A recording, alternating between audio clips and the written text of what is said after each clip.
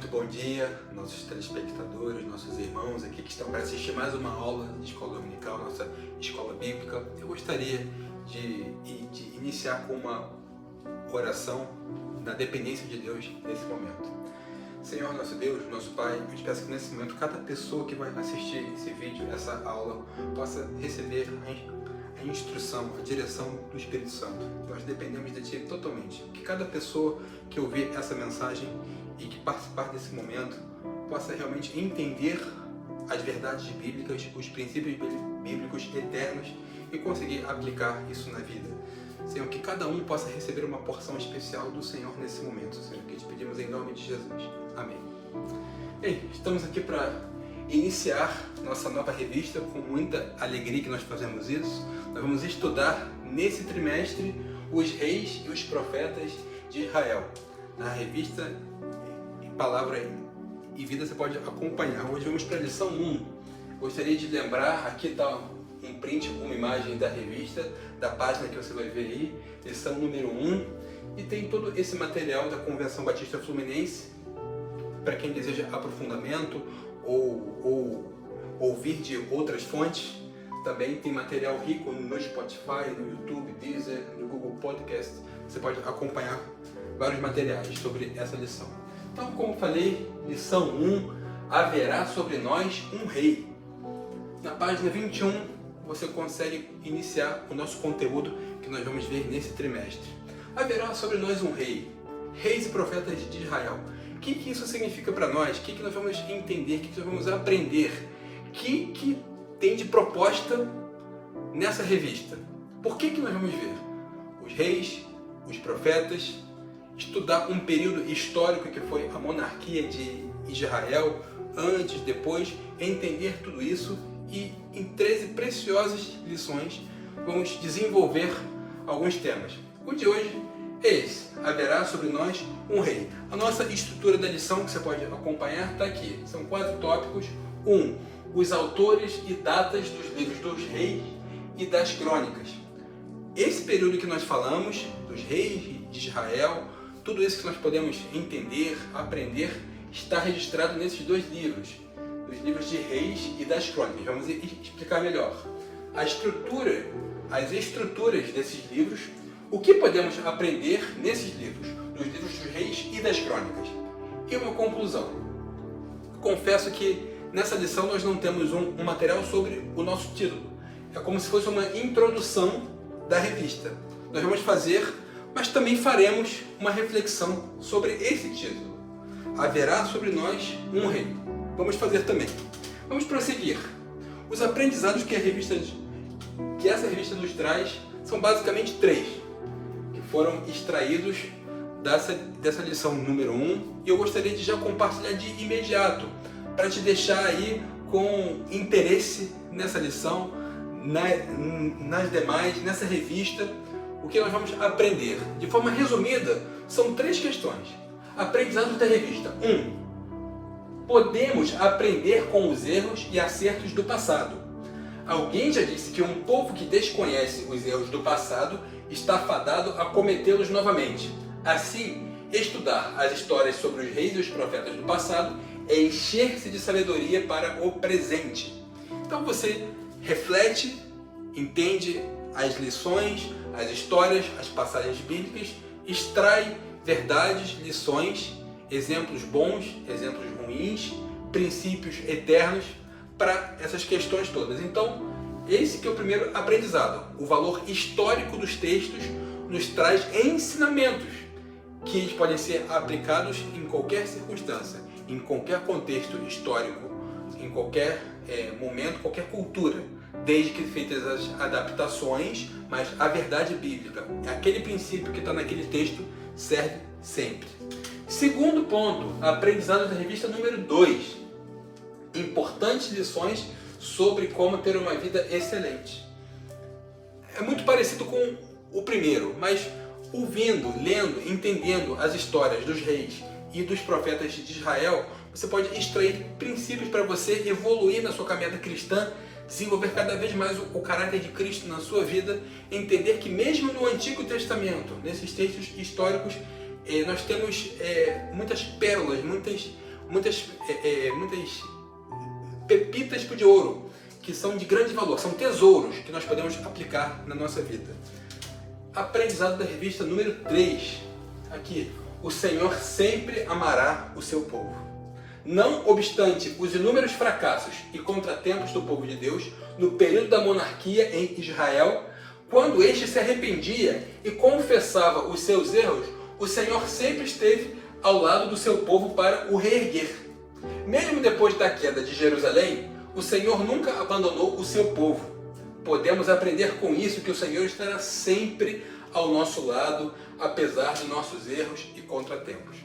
Claro que isso é um resumo, é como se fosse uma tipologia, uma questão estrutural, dividindo em 3 blocos.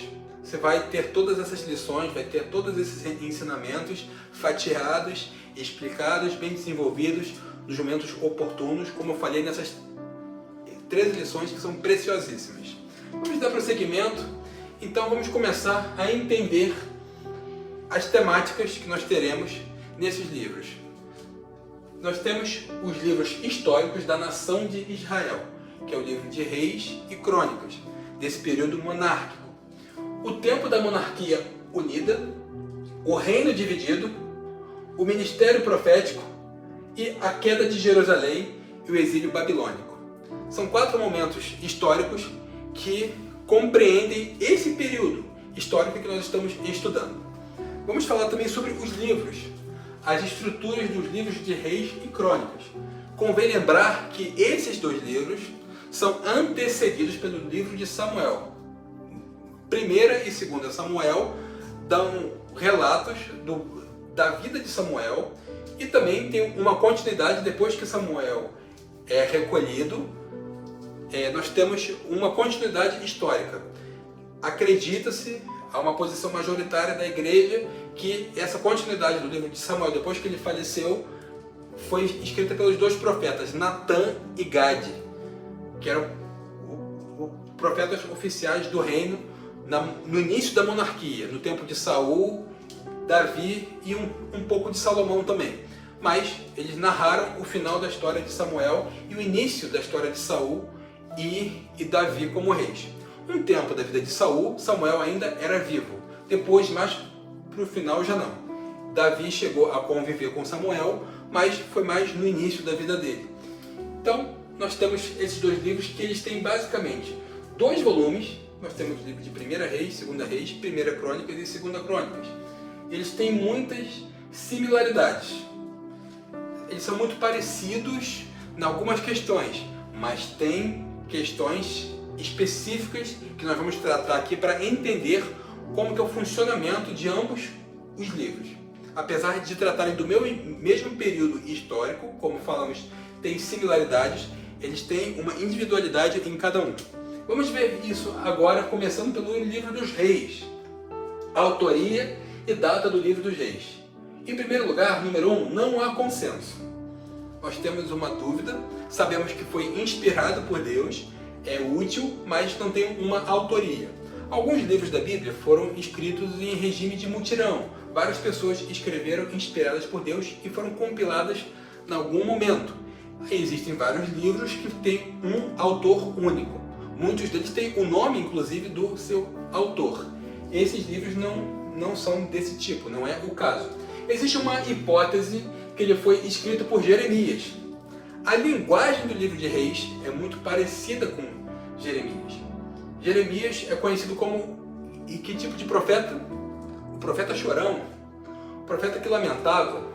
E o livro de Reis tem muitas questões também que lembram a forma de falar, de lamentação de Jeremias no seu livro, tanto o livro profético e um livro só de lamentações. Então, há quem diga que Jeremias não escreveu tudo, mas ele foi o organizador desse processo e relatou, copiou, enfim, organizou o livro dos Reis. Já existe uma outra hipótese que houve uma compilação de estudiosos do judaísmo no período babilônico, ou seja, no 6º ano antes de Cristo. Então, é um livro um pouco mais antigo que o livro das Crônicas e estudiosos foram pegando aqueles pergaminhos, aqueles relatos, histórias, textos registros que foram sendo feitos e organizaram nesse livro, que foi depois canonizado. Ele cobre a história de Israel desde a morte do rei Davi até a destruição de Jerusalém pelos babilônicos em 586 a.C. Convém lembrar que a maior parte da história de Davi está no livro de 2 Samuel, como foi falado aqui. Tá? Então, ele começa com a morte do rei Davi e dá prosseguimento na monarquia de Israel e depois Judá versus Israel, começando exatamente do finalzinho de Davi e o início de Salomão.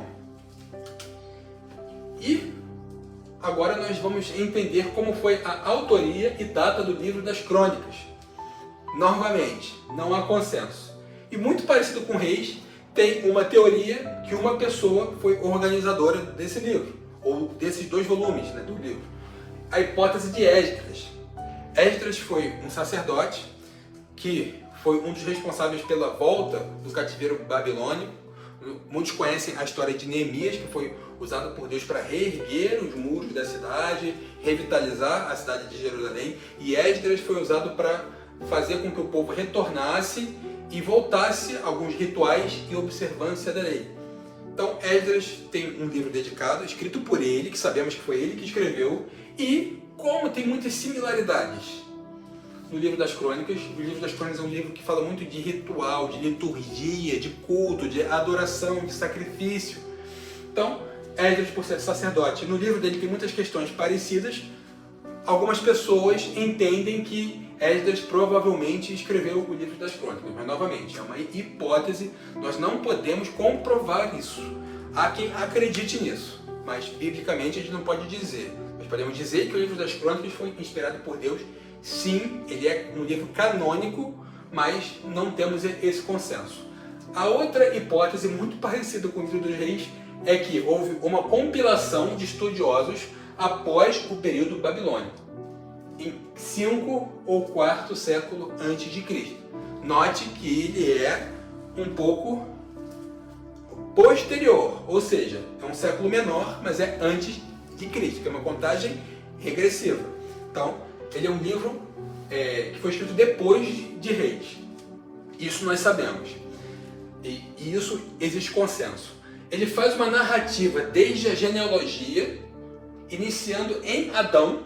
Ele começa com uma genealogia desde Adão e vai fazendo detalhadamente, tribo por tribo. Ele dedica muitos capítulos do início, as genealogias. Daí a gente entender a genealogia dos sacerdócios, dos reis, colocar a legitimidade.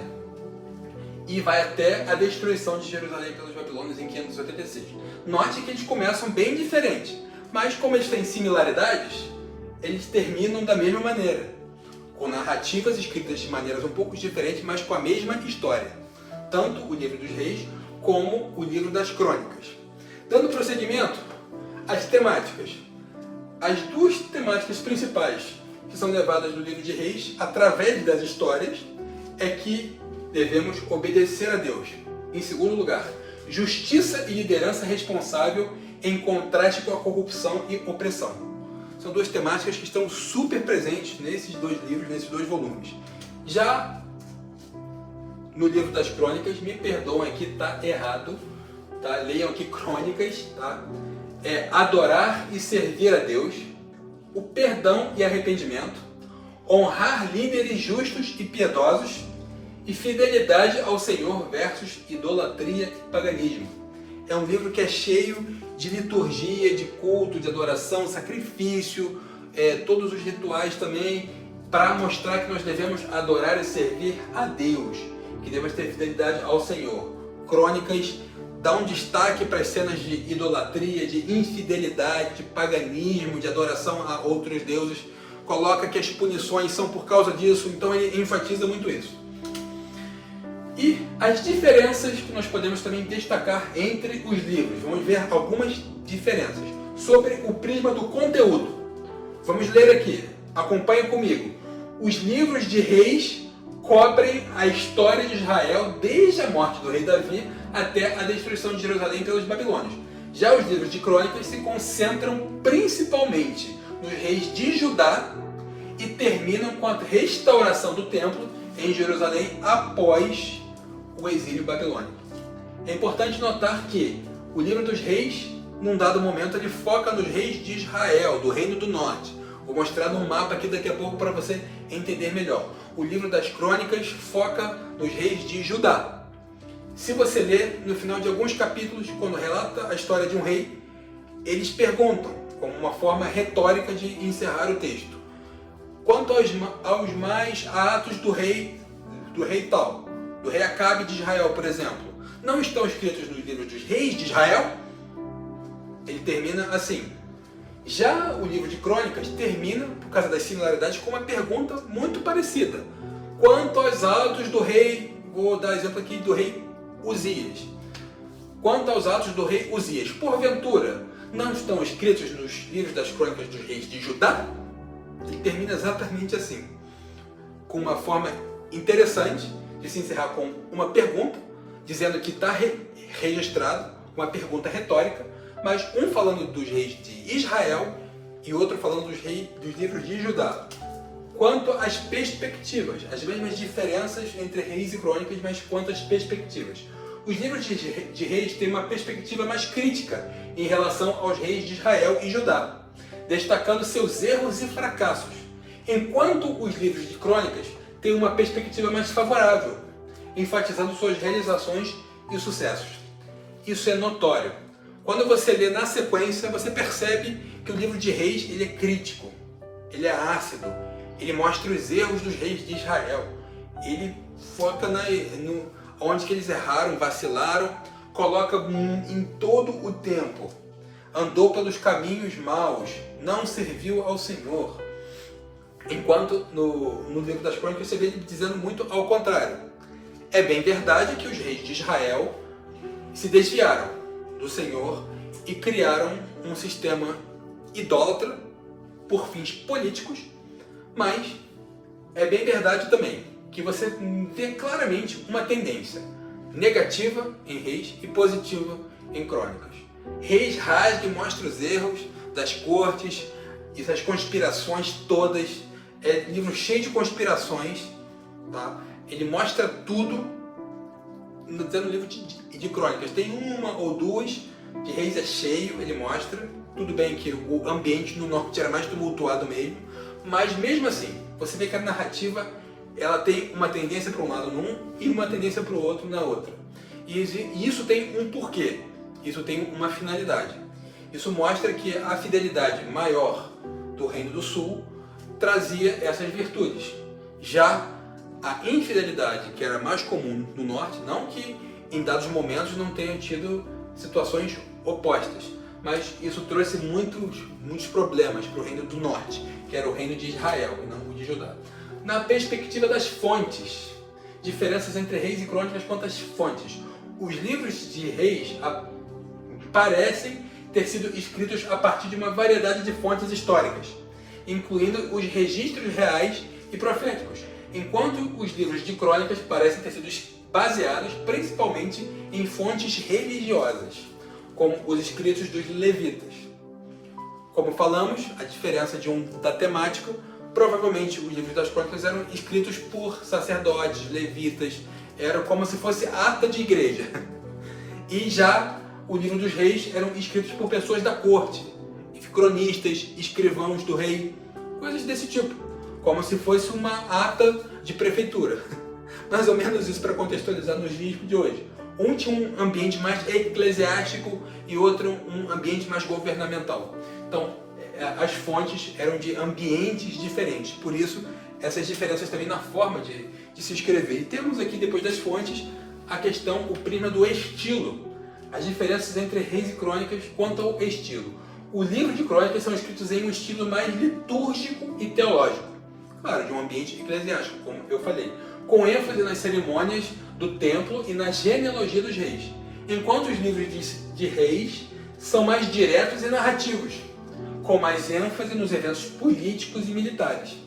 Exatamente, por estar num ambiente, numa corte, num palácio real, escrevendo lá, claro que a pessoa vai enfocar o quê? No dia a dia daquele lugar, que eram os ambientes políticos e militares da época. outra questão de diferença. Temos aqui a linguagem teológica. Novamente, as diferenças entre Reis e Crônicas quanto ao prisma da linguagem teológica. Essa é interessantíssima, presta atenção.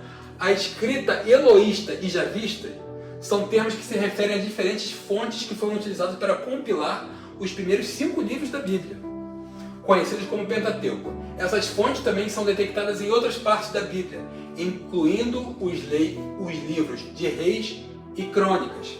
A fonte eloísta também é simbolizada pela letra E maiúscula. Nos ambientes teológicos, de estudo mais profundo da palavra de Deus, em ambientes mais acadêmicos ou de uma teologia mais sistematizada, isso é muito falado. A fonte é assim chamada porque usa o nome Elohim, que é um dos nomes de Deus, para se referir a Deus. No comecinho da criação, quando se referia a Deus, era mais usado o termo Elohim. Já existe outra linguagem, ela é identificada por uma linguagem poética e ênfase nas tradições do norte de Israel, a linguagem eloísta. Todos os textos eloístas, quando fala-se de Deus, ele fala Elohim, no original. A fonte javista, ou J, também sempre que vê esse símbolo J em alguns lugares teológicos, isso é um símbolo, isso é uma legenda. É assim chamada porque usa o nome Yahvé, ou Jeová, ou Javé, para se referir a Deus. Ela é identificada por sua linguagem narrativa e uma ênfase nas tradições do sul de Israel. Um texto que usa o nome de Deus como Yahvé é um texto javista, ou J. Eles têm essas diferenças. Um é mais poético, quando fala de Elohim. Geralmente os textos que falam de Yahvé são um pouco mais técnicos, um pouco mais voltados para o ritualismo, também são mais usados no sul do que no norte. Mas existe também algumas transmutações. Mas mesmo assim, geralmente, os textos eloístas são do início da criação, os textos mosaicos de Moisés são muito javistas, e assim vai. No livro de Reis e Crônicas temos um encontro interessante de textos eloístas e javistas. O livro dos Reis é basicamente mais eloísta, até porque era um livro do norte, era um livro mais voltado para os reis do norte. Já o livro das Crônicas é um livro mais javista. Então, se você pegar no original desses textos, se você ler no hebraico esses dois livros, você vai ver que quando Deus, que você pega na sua Bíblia, vê lá o versículo falando de Deus, tá? Vai estar Elohim no texto eloísta, e vai estar Yahvé no texto javista. Dando prosseguimento a essas questões. Os livros, novamente, uma linguagem teológica. Os livros de Reis e Crônicas contêm algumas passagens que são identificadas como tendo origem na fonte eloísta ou javista. Por exemplo, a história de Elias, que aparece em 1 Reis, é considerada como origem da fonte eloísta, enquanto a história de Eliseu, que aparece em 2 Reis, é considerada como tendo origem na fonte javista. Olha que interessante. No entanto, os livros de Reis e Crônicas são principalmente compilados a partir de fontes históricas e teológicas, e não há uma divisão clara entre as fontes eloísta e javista nessas obras. Apesar de que, como eu falei, o livro de Reis ele é mais eloísta e o livro das Crônicas é mais javista. Você vê, em 1 Reis, quem estava escrevendo era mais da escola eloísta. Quem estava escrevendo sobre Eliseu era mais da fonte javista. Compara as histórias de Elias e de Eliseu e vê que um é mais poético, outro é mais jornalístico, digamos assim. Compara as fontes de 1 Reis e lê na sua Bíblia as histórias, novamente, de Elias e de Eliseu. Vê que tem uma diferença de linguagem. Você vai perceber isso, justamente por causa dessa fonte. Como tinham duas escolas, tinham duas formas de se escrever, uma tinha uma linguagem de um jeito e uma outra de outro, nós tínhamos essa diferença nos livros dos Reis e Crônicas. Dando continuidade, entendemos os livros de Crônicas Reis. A nossa lição número 1 se propõe a isso, a mostrar as similaridades e as diferenças, como surgiu, por que esses livros estão aí, por que eles são importantes para nós, o que nós aprendemos com eles. Mas eu gostaria de voltar na lição 1. Haverá sobre nós um rei. E colocar essa questão aqui para nós refletirmos sobre essa frase, essa afirmação feita num dado momento por um povo: haverá sobre nós um rei. nós lemos lá em Samuel que o povo pediu um rei. O povo chegou para Samuel num dado momento e falou assim: Samuel, você foi um juiz maravilhoso de Israel, você foi magnífico, mas você está ficando com idade. E infelizmente os filhos de Samuel não estavam se mostrando boa coisa. O povo estava preocupado com a sucessão de Samuel. Quem vai ser juiz sobre o povo de Israel? Como é que vai ser isso? E eles começaram a perceber, a pensar, a analisar, e um dia cercaram Samuel lá, um grupo de pessoas importantes, uma representatividade do povo de Israel todo, chegou para Samuel: nós queremos um rei. O que é um rei? O que significa ter um rei? Pense aí por um pouquinho. Se precisa dar um pause no vídeo, dá. O que é um rei? Como? O que isso significa? O que isso quer dizer? Se você tem um rei ou não numa nação, o que muda? Vamos lá. Temos aqui alguns exemplos de reis. Um ator, outro ator, esse já é mais recente, o rei Saul, de uma série nacional. Temos aqui um rei, Roberto Carlos foi rei, e Pelé foi rei. Chamam os dois de rei, por quê? Temos aqui um que ascendeu, agora uma foto não muito antiga, mas antes do passamento da rainha Elizabeth, em que o príncipe Charles se tornou o quê? A gente viu isso recentemente, se tornou rei, o rei Charles, por causa da sucessão da coroa britânica.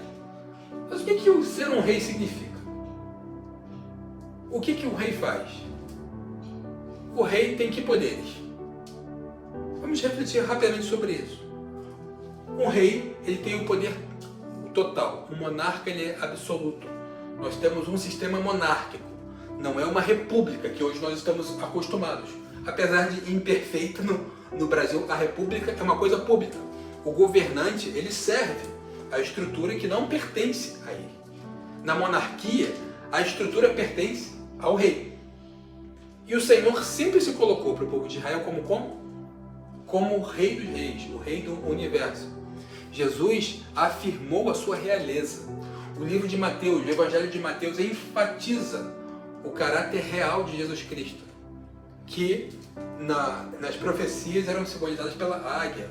Os 4 animais davam cada um uma perspectiva de Cristo: rei, homem, Deus e servo. O aspecto de rei é presente. Deus se autoproclama rei. Jesus, como filho de Deus, se autoproclama rei. E por que o povo pediu um rei? Vamos voltar um pouco, entender um pouco da história e olhar nesses mapinhas que a gente separou aqui. Aqui nós temos o reino de Israel, na época de Saul e Davi. Nós temos um mapa aqui da região da Palestina. Israel era essa faixa azul. Era o tempo em que Davi e Saul governavam. Os termos do reino eram mais ou menos esse. É bem verdade que os termos cresceram com Davi. Essa área aqui foi mais conquistada por Davi. Aqui para baixo também. Esse extremo leste aqui também foi mais conquistado por Davi. E aqui para cima também foram vitórias de Davi que anexaram ao reino. Davi expandiu bastante as fronteiras de Israel, apesar de Saul ter consolidado no sistema tribal que as tribos ocupavam. Funcionava desse jeito aqui. Tinham as tribos ocupando as localidades e cada tribo com o seu sistema de governo, e os juízes é que julgavam Israel, ou seja, era um sistema de governo em que se levantavam juízes. Deus levantava juízes perante o povo. Mas o tempo dos juízes foi complicado, e a gente vai ver por quê. Mas aqui, tá, as tribos aqui, Manassés tem uma área muito grande porque eram áreas de pasto, de gado, bem extensível. E outras áreas menores, para tribos talvez menores ou mais concentradas, mais densas, ali em torno de um território menor, mas talvez mais propício para uma ocupação. Judá ocupava essa área, Benjamim, que se juntou ao Reino do Sul também, ocupava essa região. Esse aqui, isso é o Mar Morto, e aqui temos as outras tribos. Então, esse sistema tribal que funcionava antes da monarquia. Nós tínhamos alguns juízes, e aqui tem no mapa alguns juízes que surgiram. Os juízes mais conhecidos talvez sejam Sansão e Gideão, mas tem muitos outros também que tem uma proeminência, que tem histórias bíblicas conhecidas. Jefté, Débora, aqui tem outros. Então foram surgindo, aqui Gideão era dessa região, Jefté era aqui, mais da área, lá de Gileade, tanto que ele é identificado como gileadita. Sansão era mais ou menos daqui assim. E assim a gente vê que os juízes surgiam em alguns lugares e tinham um governo, uma autoridade sobre Israel nesse sistema tribal daí. E quando o povo chega para o último juiz, Samuel, queremos um rei, se estabelece essa monarquia aqui. Virou um reino só. Enquanto um sistema de tribos, eles se tornaram uma nação. Mas o plano de Deus não era que se formasse um rei naquele momento. Deus desejava ele ser o rei de Israel. E eles teriam um sistema de governo, sim, centralizado, unificado, ok, mas não precisava levantar o rei, e Samuel fala isso. Então vamos dar prosseguimento aqui. Temos o sistema tribal, alguns juízes localizados pelas suas áreas geográficas. Aqui temos um mapa mais abrangente. Aqui você começa a chegar aqui para a Europa, aqui da África, começando no Egito, a península do Sinai. Esses eram os termos aqui de Davi quando ele apareceu como rei. Ele expandiu esse reino, tá? Ele foi conquistando áreas. Essa área amarela mais escura era o reino de Davi, expandido. E Salomão, não é que ele conquistou, mas ele gerenciava, ele tinha um governo, um governo parcial sobre essa faixa aqui mais ao norte, para você ver como que no tempo de Davi e Salomão o reino era extremamente forte, era a maior potência da época. Entre esses dois rios, a maior potência estava aqui. Não tinha ninguém que pudesse suplantar ou vencer Israel numa guerra nessa época. A monarquia foi mais forte nas mãos de Davi e Salomão. Se você lê os relatos de Salomão e você vê toda aquela riqueza, toda aquela glória, esplendor do reino, foi o ápice, exatamente por causa dessa monarquia forte. Mas depois de Salomão, tivemos o rei Roboão, que por um erro histórico, por uma não aceitação das reivindicações legítimas do povo, que se sentia oprimido, com uma tributação muito pesada, muito parecida com hoje em dia, com uma opressão que eles falavam, que Salomão fez obras gigantescas, conduziu muita coisa, mas isso tudo teve um custo, isso tudo teve uma sobrecarga num dado momento, principalmente no final. Então, esse povo foi falar com Roboão, que era filho de Salomão, o primogênito, quem herdou o reino de Salomão quando ele morreu, e ele falou muito mal, disse que ia oprimir mais ainda. Então houve uma rebelião e se dividiu. O reino do sul ficou chamado Reino de Judá, e as outras tribos do norte se juntaram, e sobre o governo de Jeroboão começaram o governo do norte. Num dado momento, o rei Jeroboão disse: olha, eu não vou deixar o povo do meu reino vir a Jerusalém para cultuar, para adorar. E criou, infelizmente, 2 bezerros de ouro e começou um sistema idólatra, para que o povo não fosse para o sul, com medo que o reino voltasse a se unificar, infelizmente. Então, essa que foi a divisão. E voltando à minha pergunta, por que o povo pediu um rei? Vou dar aqui os motivos de uma forma bem didática. Em primeiro lugar, o tempo dos juízes foi uma gangorra, algo decepcionante. O povo se perdia, se desviava, se prostituía, entrava em idolatria, seguia falsos deuses e eram conquistados, dominados, oprimidos, amassados, esmagados por inimigos, até que Deus se compadecia e levantava o quê? Um libertador, um juiz que libertava. Ficava tudo bem, e eles faziam o quê? Voltavam a se desviar. Ficava essa gangorra. Então, as gerações já sabedoras disso começaram a se decepcionar. Não queriam mais o sistema de juízes. O povo estava preocupado, já falei aqui, com os herdeiros de Samuel. Estavam começando a aceitar suborno, a ter um comportamento para lá de estranho. E podemos afirmar, já se corrompendo. Aí, mesmo na presença do pai de Samuel, um líder ilibado, uma pessoa de uma autoridade, de um respeito, uma reverência do povo, entendendo que Samuel era um homem de Deus. Desde pequenininho foi confirmado como profeta em Israel todo. Deus o levantou de uma maneira especial. Era uma pessoa assim, tida em altíssima estima, de credibilidade. Seus filhos já estavam se pervertendo com tanta facilidade, o povo, opa, não vamos deixar isso não. E eles observaram as nações em redor. Antigamente, no começo do Gênesis, as nações não eram tão nações. As cidades tinham um sistema tribal. Às vezes tinham reis, mas, como eu falei, era um sistema mais tribal. Eram estruturas menores. Com o tempo isso foi crescendo. Uma cidade ia se unindo a outra, uma cidade, um rei ia conquistando o outro, começando o seu pequeno reino. Surgiram impérios em alguns momentos. Império Babilônio, Império Persa, Império dos Medos, Império dos Sírios, Império Assírio. Tudo isso aconteceu porque começaram a se unir e formar estruturas, nações maiores. E o povo estava de olho nisso. Peraí, as outras nações têm um rei, eles têm uma referência, têm um governante, têm o líder militar, político e muitas vezes até religioso também. Ele concentrava tudo, fica mais fácil assim? Será? Mas eles queriam isso, por isso que o povo pediu um rei a Samuel. E foi uma boa escolha. Será que foi? Se você ler o texto de Samuel, você vai ver. Deus não se agrada dessa decisão. Mas eles quiseram mesmo assim. Eles vão dizer, esse rei vai cobrar impostos. Esse rei vai fazer um palácio. Ele vai querer ter cavalos, carruagens. Ele vai querer que as filhas dele tenham perfumistas, tenham muita mordomia. Ele vai ter filhos que vão querer mordomia, vão ser príncipes. Isso vai custar para vocês. Isso vai ter uma despesa. Vocês vão ter que trabalhar para ele. É isso mesmo que vocês querem? O Senhor não falou isso. Mas, vamos lá, Deus permitiu que o povo escolhesse um rei, mas deixou claro que essa escolha teria consequências. Ele advertiu que o rei poderia usar o seu poder para oprimir o povo, tomar suas terras e recursos, e que ele próprio seria um fardo para o povo, como isso que eu falei. Então, leia depois 1 Samuel 8, 10 ao 18 e verifique exatamente isso que Deus fala com Samuel, e Samuel transmite aqueles representantes, aquele povo, mas mesmo assim eles insistiram, queremos um rei. E,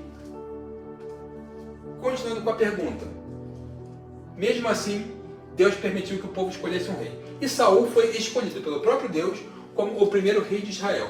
No entanto, o reinado de Saul acabou em fracasso, pois ele se rebelou contra Deus e se tornou orgulhoso e desobediente. Temos, novamente, entendendo que essa foi uma boa escolha, vamos continuar com essa reflexão. Embora Deus tenha permitido que o povo de Israel tivesse um rei, ele não necessariamente aprovou essa escolha. Por isso poderia levar a uma liderança opressiva e um distanciamento do seu plano para governar o povo. Em vez disso, Deus desejava que o povo o escolhesse como seu rei, seguindo suas leis e mandamentos. Claro que o povo teria representantes, teria algum sistema de governo que eles poderiam criar, especial, e que Deus estivesse à frente desse processo. Mas nós vemos que não foi uma questão boa. Apesar de que Deus, na sua infinita misericórdia, levantou outro rei, um rei segundo o seu coração, que apesar de falho, era um homem quebrantado, que era Davi. Então Deus fez uma aliança com Davi. Uma aliança que você vê ela presente até no Apocalipse. E Jesus o tempo todo sendo chamado de filho de Davi. Davi foi uma referência positiva, apesar dos seus erros. Apesar do maior escândalo da história da monarquia de Israel, foi protagonizado pelo próprio Davi. Mas foi um homem segundo o coração de Deus. A Bíblia nos garante isso. E eu queria também mostrar que alguns salmos mostram de uma maneira muito especial como que a monarquia era enxergada e como isso comunica com a espiritualidade. O que nos ensinam os salmos de entronização. Já ouviu falar em salmos de entronização? Leia Salmo 2, Salmo 45, Salmo 72, Salmo 97, 98 e 99, está com um asterisco, já vou falar por quê. Salmo 110. Salmo 2, pede-me e te darei as nações por herança, as extremidades da terra por tua possessão. Salmo 2 fala do reinado universal, fala do próprio Jesus. E os reis de Israel, num dado momento, Deus, na sua infinita misericórdia, fez com que os reis representassem, fosse uma tipologia do próprio Jesus. Salmo 45, de boas palavras transborda o meu coração. Ao Rei dos Reis consagro o que compus. A minha boca é pena de habilidoso escritor e transborda boas palavras. E vai falando, flange a sua espada no flanco, cavaleiro que cavalga em vitória. E você vê uma similaridade com o cavaleiro do Apocalipse. É o próprio Jesus, representado pelo rei que saía para as guerras com aquele cavalo na frente, espada, armadura, todo paramentado, aquele rei super assim, super glamouroso e com um aspecto de herói. O Salmo 45 fala herói de batalha, de guerra, um rei proeminente. É o próprio Jesus sendo representado, e os salmos de entronização faziam isso. Salmo 72 também especialíssimo. Os salmos 97, 98 e 99 não são considerados tecnicamente salmos de entronização. Mas, vou me permitir aqui dizer, eu considero. Porque eles começam falando, o Senhor reina. Pode ler esses 3 salmos, eles começam falando, o Senhor reina. O Senhor reina. Quem que é o verdadeiro rei de Israel? Salmo 110, Jesus mesmo cita esse salmo. Disse o meu Senhor ao meu Senhor, assenta-te à minha direita, até que eu bote os teus inimigos por estrado dos teus pés. Jesus cita esse salmo, ele fala assim, como é que Davi falava dele mesmo? Jesus quis dizer, ele estava falando de mim. Eu sou esse Senhor dos reis, eu sou o Rei dos reis. Eu sou aquele que coloca todos os inimigos debaixo dos pés. Eu sou o vitorioso rei. Jesus estava falando exatamente dele, citando o Salmo 110, no Novo Testamento. Esses salmos eram lidos nas entronizações, quando os reis eram consagrados reis. No momento em que ele assumia o trono, era lido algum salmo de entronização. O objetivo era fazer todo aquele ritual de festa, todo aquele ambiente de entronização. Mas um dos principais objetivos, se não o principal, era mostrar aquele monarca que ascendia ao trono quem era o verdadeiro rei de Israel. Quem é? Você sabe. O Senhor. Por isso ele diz, o Senhor reina. O Senhor reina. Rei, escuta uma coisa. O Senhor é que reina. Você está aqui como uma figura humana. Mas quem reina, quem tem o governo absoluto, a soberania de tudo, é o Senhor. Ele levanta, ele abaixa. Ele exalta, ele abate. Ele é soberano. Porque às vezes ele permite circunstâncias que não seriam da vontade plena, boa, perfeita e agradável dele. Mas ele é soberano. E num devido momento, Deus coloca as coisas no seu devido lugar, na sua soberania. Os salmos de entronização são maravilhosos, nos ensinam isso. Em resumo, os salmos de entronização falam sobre a relação especial entre o rei e Deus, enfatizando a promessa divina de proteção e bênçãos para o rei e para a nação, bem como o papel do rei como representante ou mediador de Deus na terra.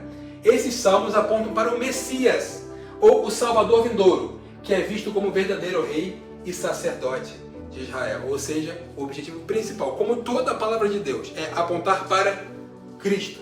Os salmos de entronização não são diferentes.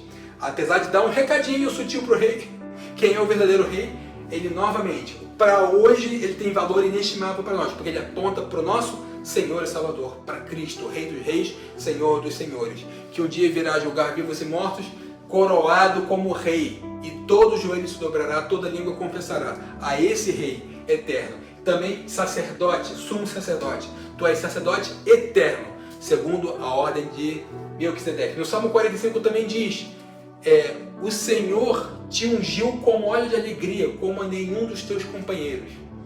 Esse óleo de alegria é exatamente a unção de Jesus, a autorização que Jesus teve para consumar todas as coisas. Dando prosseguimento, como o Rei do Universo deseja que façamos o governo humano. Um aspecto interessante para nós refletirmos também, já que estamos falando de rei, de governo, que o povo pediu um rei. Como é que seria a cosmovisão, a visão de Deus para nós? Vamos voltar em Deuteronômio 1, 8 ao 13. Vamos ver o que Moisés falou no seu primeiro discurso de despedida. Moisés, em Deuteronômio, fez 5 grandes discursos. No primeiro capítulo, ele diz: eis que tenho posto esta terra diante de vós. Entrai e possuí a terra que o Senhor jurou a vossos pais, Abraão, Isaque e Jacó, que daria a eles e a sua descendência depois deles. E do mesmo tempo eu vos farei dizendo: eu sozinho não poderei levar-vos. O Senhor vosso Deus já vos tem multiplicado, e eis que em multidão sois hoje como as estrelas do céu. O Senhor, Deus de vossos pais, vos aumente, ainda 1000 vezes mais do que sois, e vos abençoe, como eu vos tenho falado. Como suportaria eu sozinho os vossos fardos, e as vossas cargas, e as vossas contendas? Tomai-vos homens sábios e entendidos, experimentados entre as vossas tribos, para que os ponha por chefes sobre vós. Moisés está falando, nós chegamos aqui na entrada, estamos na cara do gol da terra prometida. Está chegando a minha hora de partir. Eu não vou entrar. Quem vai dar continuidade a isso é Josué. Eu falei lá atrás, num dado momento, eu não posso levar vocês, eu não posso cuidar de tudo. Até porque Jetro, sogro de Moisés, um dia chegou, o que você está fazendo? Você fica de manhã até de noite julgando cada causa que traz, qualquer coisinha do povo é você que resolve. Isso é impossível. São milhões de pessoas, como é que você vai cuidar disso? Jetro diz, organiza, cria líderes de 10, de 50. Jetro dá um baita conselho para Moisés. Moisés tinha um organograma de desorganização. Moisés na presidência, Moisés nas vice-presidências, Moisés nas supervisões, Moisés nas gerências, Moisés na operação, Moisés em todos os setores, Moisés fazendo tudo. Até que teve uma pessoa de fora mostrar para ele. Mas num dado momento, num outro desabafo de Moisés, Moisés falou para Deus, fui eu que dei a luz a esse povo todo para cuidar disso? Deus falou, não, nós vamos fazer uma descentralização. Um governo. Vamos criar um sistema de governo. Faz com que o povo escolha. Tomai-vos. Escolham pessoas sábias e entendidas. Esse é o princípio de Deus para o governo, eternamente. Que nós escolhamos representantes para que essas pessoas cuidem das questões, das demandas, se voltando sempre para o Rei soberano e eterno Deus. Esse é o modelo que Deus criou e deu para nós e serve para qualquer cultura em qualquer lugar do mundo. Eu trouxe uma reflexão de uma escritora chamada Lana Kopp. Eu li um livro que eu gostei muito, que eu vou mostrar aqui daqui a pouco, mas olha esse escrito que fala de uma maneira interessantíssima. Devemos nos perguntar qual o motivo de Deus ter estabelecido um sistema de governo onde a autoridade fosse do povo. Não seria melhor para o povo se um Deus amoroso e bondoso lhes dissesse o que é melhor para eles? Evidentemente não. Esse é um assunto muito complexo para se abordar por completo nessa introdução, mas parece que o discipulado de uma nação, assim como de um indivíduo, é vinculado ao processo de aprendizagem de causa e efeito ao se experimentar as bênçãos ou maldições que derivam automaticamente de nossas escolhas. Em outras palavras, Deus considerava que era mais importante para Israel aprender a fazer suas próprias escolhas, mesmo que essas escolhas não fossem perfeitas, eles tivessem de aprender com as consequências. Nesse povo de Israel, Deus num dado momento chama Moisés e coloca assim para o povo, eis que eu coloco diante de vocês a vida e a morte, escolham pois a vida para que vivam. Deus sempre discipulou esse povo que era escravo, tinha uma mentalidade horrível, era um povo sem educação, sem recurso nenhum. Deus precisou discipular esse povo. Como diz nas escrituras mais à frente, eu te guiei pelo deserto, como uma mãe guia o seu filho. Eles eram bebezinhos na mentalidade. Era de mentalidade de escravo. Então Deus coloca ensinamentos para eles. Todo o Pentateuco com Moisés é ensinando. Ensinamentos que foram feitos para aquele momento, mas que tem uma aplicabilidade. Se você pegar o princípio que está junto com aquilo ali, se aplica a qualquer situação, porque é eterno. Então esse modelo de governo em que Deus mostra que, assim como na vida de cada um, você pode escolher a morte ou a vida, o povo tem que escolher o melhor. Ele é responsável pelos seus atos. Deus, em muitos momentos, levantou pessoas, mas Ele quer também que nós saibamos fazer escolhas corretas e lidamos com isso. Esse que é o livro que eu falei, o Template, que é o modelo social do Antigo Testamento. Redescobrindo o princípio de Deus para discipular as nações.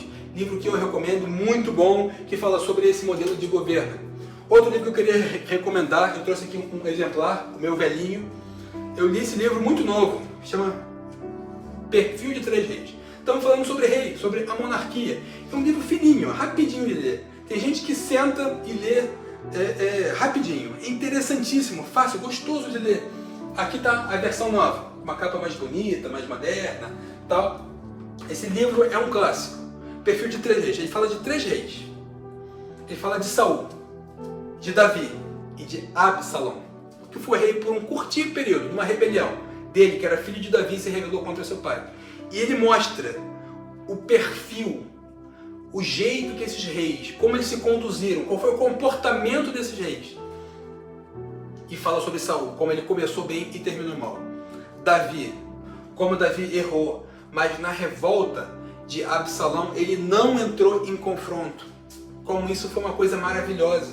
E como que Absalão se envaideceu mesmo sem ser rei, se autoproclamou rei por um curto período, e foi julgado e fracassou em um curtíssimo período de tempo, conduzindo uma das rebeliões mais esquisitas, estranhas, malfadadas da monarquia de Israel. Um pai se levantando contra, um filho se levantando contra o seu próprio pai.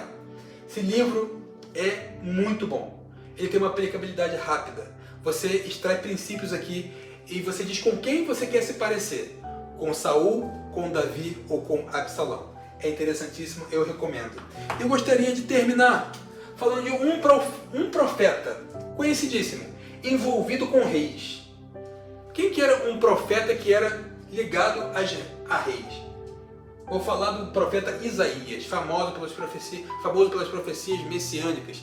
Isaías 9, o povo que andava em trevas viu uma grande luz, aqueles que andavam na região das trevas e da morte viu-lhes uma grande luz. Aí vai falando aquele texto conhecido: e o seu nome será maravilhoso conselheiro, Deus forte, Pai da eternidade, príncipe da paz.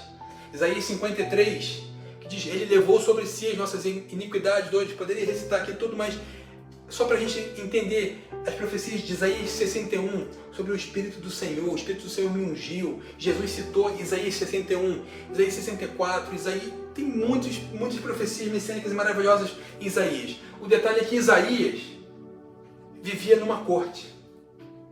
Algumas pessoas dizem que não pode ser afirmado, mas eu particularmente, eu creio assim. Vamos ler isso aqui. Embora não haja evidências de que Isaías tenha sido um funcionário da corte ou um profeta palaciano, antes da morte do rei Uzias, algumas tradições judaicas e cristãs sugerem que ele tinha conexões com a realeza. Por exemplo, o Talmud babilônico, ou seja, o discipulado babilônico, afirma que Isaías era primo do rei Uzias e que ele casou com a filha do rei Ezequias. Essas tradições, no entanto, não são apoiadas por evidências históricas ou bíblicas claras, mas tem escritos falando sobre isso. Mas vamos para a Bíblia, vamos focar no que a Bíblia diz. O que aconteceu com Isaías? Isaías do 1 ao 5, ele faz profecias muito suaves. Ele começa com uma exortação em Isaías: ai de quem toma bebida forte, ai de quem mistura bebida, ai de quem faz errar o caminho dos outros, ai de quem faz isso, ai de quem faz aquilo. Até que em Isaías 6 ele tem uma experiência fantástica com Deus. E Isaías 6 fala isso, do 1 ao 3, acompanha comigo. No ano em que morreu o rei Uzias, eu vi também ao Senhor, assentado sobre um alto e sublime trono, e a cauda do seu manto, ou a orla das suas vestes, em algumas traduções, tem músicas sobre isso, a orla das suas vestes enchia o templo. Serafins estavam por cima dele, cada um tinha 6 asas, com 2 cobriam os seus rostos, e com 2 cobriam os seus pés, e com as 2 voavam. E clamavam uns aos outros, dizendo: Santo, Santo, Santo é o Senhor dos exércitos, toda a terra está cheia da sua glória. Sabemos dessa experiência de Isaías, quão fantástica é. Depois de Isaías ter uma experiência com Deus, ele tem um entendimento do seu chamado, diz: a quem enviarei? Os anjos lá perguntam e diz: eis-me aqui, envia-me a mim. Frase conhecidíssima. Mas eu queria aqui destacar o seguinte: para isso tudo acontecer, tem um segredinho aí. Como começa o texto? No ano em que morreu o rei Uzias. Estamos falando de monarquia, de rei, de reinado. Isaías é um cara ligado a Uzias, amigão de Uzias, amigão do rei. Que coisa boa ser amigo do rei, né? Na hora que o rei morreu, Isaías deve ter pensado: está tudo perdido agora. Um rei bom, que foi Uzias, considerado bom. Se você ler a história de Uzias, um resuminho que tem lá em Crônicas, foi amigo da agricultura, fez aqueduto em Jerusalém, fez um monte de coisa boa. Um rei bom morreu, agora nós estamos perdidos. O fato de Isaías ter perdido a sua muleta humana fez com que ele se voltasse para quem? No ano que o rei morreu, foi o ano que ele viu o Senhor. Para que nós vejamos o Senhor, eu te pergunto: quais reis têm que morrer na sua vida? Qual rei errado? Igual Israel, em alguns momentos teve reis errados. Todos nós temos alguma coisa que está reinando de uma maneira errada que precisa ser corrigida. Algum rei tem que morrer na sua vida. Eu queria terminar dessa maneira, com essa reflexão. Queria expressar novamente gratidão por essa lição, que você pense nisso. Pense na história dos reis, da monarquia, dos profetas, toda essa revista, essa lição. Essas 13 lições, como eu falei, melhor dizendo, que você reflita e aplique na sua vida. E que fique essa primeira aqui. Que essa pergunta possa ecoar e dar resultado, frutificar na sua vida. Para que você possa ver o Senhor. Que rei que tem que morrer? Amém? Vamos terminar. Queria, como comecei a terminar, orando. Senhor, obrigado pela oportunidade de nós expormos a Tua palavra, Senhor, que é viva e eficaz e nunca volta vazia. Antes fará o que lhe apraz. Eu peço que cada pessoa que ouviu essa exposição, feita por uma pessoa falha como eu, mas que o Teu Espírito Santo, que é perfeito, é suficiente, possa explicar, nos conduzir a toda a verdade. Cada pessoa possa receber do Senhor o que ela precisa para ser conduzido a andar na verdade, a fim de que todos conheçamos a altura, a largura, a altura e a profundidade do amor de Cristo, para que sejamos tomados de toda a plenitude de Deus. Que assim seja a vida de cada um. É o que nós pedimos em nome de Jesus. Amém. Muito obrigado por você estar aqui. Não esqueça de dar o like, compartilhar todos os vídeos da nossa igreja para que essa mensagem possa ir mais longe. Que Deus abençoe a todos. Um excelente domingo, uma excelente semana para você. Valeu. Amém.